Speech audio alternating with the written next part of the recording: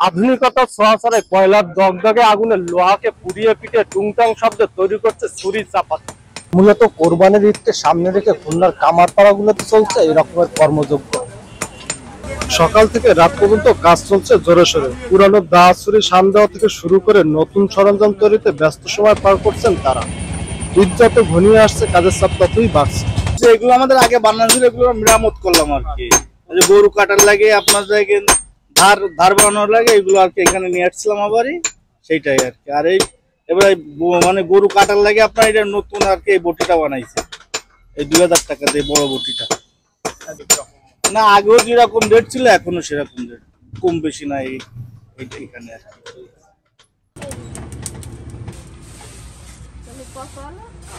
কুরবানি ঈদের দিনে অন্যান্য 2-4 বছর 5 বছর আগের তুলনায় এবছর একটু কম, কারণ আমাদের যে কাজ শুরু হয় ধরেছেন 1-1.5 মাস 2 মাস আগে থেকে, সেই কাজের সেই পরিবেশও এখনো পর্যন্ত এবার আসেনি, এতটাই কম। তারপরেও মোটামুটি আল্লাহ যা দেয় সেটাই।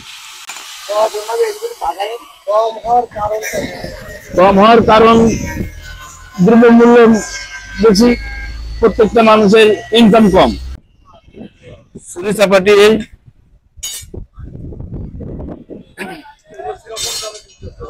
এগুলো গতবারও ছিল 500 থেকে 600 টাকা, এবারও আছে 500 থেকে 600 টাকা।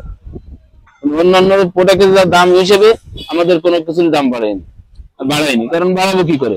এই যা আছে পুরোনো রেটে তাই নিতে পারতেছে না মানুষ, তাহলে বাড়ালে আর নেবে কি করে? আর আমাদেরও তো বেঁচে থাকতে হবে, পেট চালাইতে হবে।